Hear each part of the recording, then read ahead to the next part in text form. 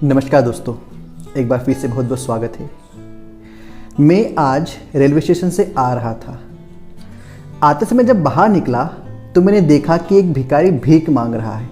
उसके हाथ में एक कटोरा था, उसमें कुछ सिक्के थे और वह उछाल रहा था। अब वह उछालते उछालते भीख मांगने का तरीका आपको तो पता ही होगा कि तू 1 देगा तो तुझे वह 1 लाख देगा। इस प्रकार वो गाना भी गा रहा था। इस प्रकार गाना गाते गाते वह भिखारी भीख मांग रहा था। मैंने अचंभित से देखा, जो भी लोग वहाँ से आते जाते थे वो सभी कोई 1 रुपया कोई 2 रुपया दे रहे थे। मैं थोड़ा सा आगे बढ़ा ही था कि देखते देखते मैंने देखा कि एक व्यक्ति आया और उसने उससे कुछ बात चालू करी। पहले तो उसने अपना पर्स निकाला और उसमें से नोट गिनने लगा। तो वह जो भिखारी था वह भी खुश होने लगा कि हो सकता है कि आज मुझे काफ़ी अच्छा पैसा मिल जाए। तो मैं वहाँ पर देखने के लिए रुक गया। अब देखा कि वह जो व्यक्ति था जिसने पैसा निकाला, पर्स निकाला, उसने उस भिखारी से कहा कि अगर तुम मुझे यह कटोरा दे दो, जी हाँ, अगर तुम मुझे यह तुम्हारा कटोरा दे दो तो मैं तुम्हें 1000 रुपये दे दूँगा। तो पहले तो वह भिखारी जो था ना नुकुर करता रहा कि मुझे लेना चाहिए नहीं लेना चाहिए। तो भी व्यापारी 2 मिनट नहीं रुका, जो व्यक्ति था वो 2 मिनट नहीं रुका और उसने कहा कि ठीक है, ये लो 2000 रुपये तुमको देता हूँ। भिखारी तो बड़ा खुश हो गया था कि रोज़ कहाँ चिल्लर 2-4 रुपये की और आज 2000 रुपये मिल रहे हैं। उसने तुरंत अपना कटोरा आगे कर दिया। उस व्यक्ति ने कटोरा लिया, अपने पास रखा और उसे 2000 रुपये दिए। अब वह निकल गया फिर से रेलवे स्टेशन की तरफ। जो भिखारी था वह भी अपनी चटाई अटाई उठाई, उसने सब जो सिक्के थे वह बटोरे और निकलने लग गया। वो भी उसने सोचा कि हो सकता है बाई चांस इस व्यक्ति का मन बदल गया तो हो सकता है मुझसे यह कटोरा छीन ले। तो वह भी अपना सामान उठाकर और निकल गया।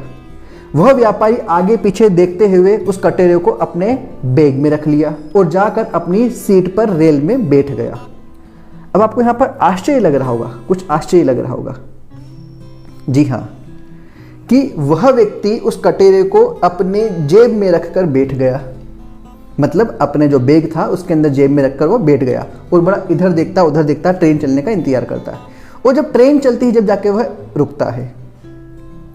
जी हाँ, आप यह सोच रहे होंगे कि कैसी कहानी है। जी हाँ, यह बिल्कुल आपकी कहानी, हमारी ही कहानी है। क्योंकि आपको पता होना चाहिए कि वह भिखारी भिखारी नहीं था और वह व्यक्ति व्यक्ति नहीं था। यह हमारी ही एक कहानी है। समझते हैं एक बात से, जिस प्रकार वह भिखारी रोज 1 रुपये 2 रुपये 4 रुपये के पीछे सिर्फ भीख मांगता रहता है, लेकिन पर उसके हाथ में जो कटोरा था वह साधारण कटोरा नहीं था। क्योंकि जो वो व्यापारी था, जो वो व्यक्ति था, वो साधारण व्यक्ति नहीं था, वह था सुनार। क्योंकि वह जानता था धातु की सही कीमत क्या है। जी हाँ, वह जानता था कि वह जो कटोरा है वह साधारण कटोरा नहीं, वह सोने का कटोरा है। जी हाँ, सोने का कटोरा। और उस सोने के कटोरे के कारण, क्योंकि उस पर कुछ मिट्टी कुछ खार जम गया था तो इसलिए वो दिख नहीं पा रहा था, परंतु वह सुनार अच्छे से जानता था। तो इसलिए उसने 2000 रुपये में उसको खरीदा, वो भी खुश था। और जो भिखारी रोज भीख मांगता था उसको आज 200 की जगह 2000 मिल गए, वह भी काफ़ी खुश था। इस प्रकार दोनों अपनी अपनी जगह खुश है। अब आपको यहाँ पर समझ में आ रहा होगा क्या कहानी है, कैसी कहानी। चलिए मैं आपसे बात करता हूँ, सस्पेंस को खोलता हूँ। ये कहानी तो चलिए मान लिया कि मेरी मनगढ़ंत कहानी है, या हो सकता है किसी की सत्य कहानी हो, परंतु दोस्तों ये कहानी आपकी और मेरी है। पता है कैसे? क्योंकि हम लोग भी, हमारे अंदर इतनी सारी प्रतिभाएं छुपी हुई है, इतनी सारी चीज़ें छुपी हुई है, हम उसका उपयोग नहीं करते, हम जानते नहीं। कटोरा मतलब क्या? हमारा यह शरीर जो लाखों का है, करोड़ों का है, हम इसका उपयोग ही नहीं करते हैं। और हम वही चवन्नी अठन्नियों के चक्कर में पड़े रहते हैं और चिंता में आकर न जाने कैसे कैसे गलत कदम उठा लेते हैं।